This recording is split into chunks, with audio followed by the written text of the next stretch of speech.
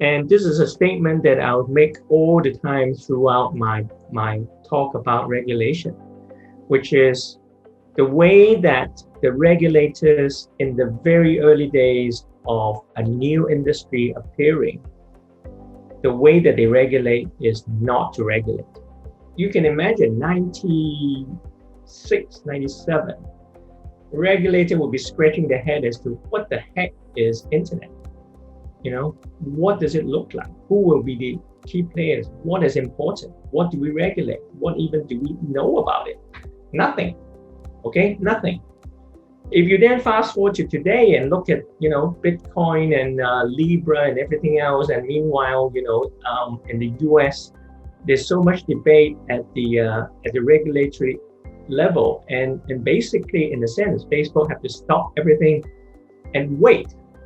Meanwhile, the regulators are just spinning, and they will spin for a very, very long time, because how on earth do you regulate the unknown?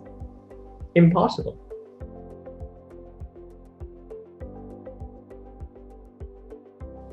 In today's speak, we call that the sandbox, meaning that you can play in the sandbox, and as long as you never go across the red line, you're okay.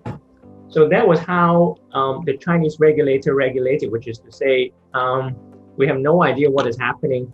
You just go in and play. A lot of people look at Ant and they try to figure out the regulatory process and try to read the tea leaves. Unfortunately, you can't do that because every situation is different. So instead, what is happening in Ant is really a new industry is being born, and therefore this, shall we say, almost like industrial revolution. How do the regulators deal with that?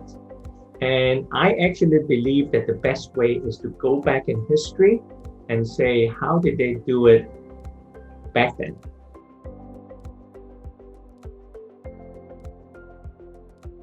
So there is a pattern, and I guess in the case of Ant, it was very, very surprising. It caught me by surprise as well.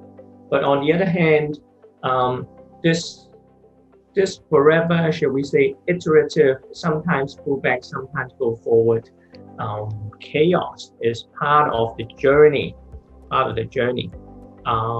as you give birth to a revolutionary new industry.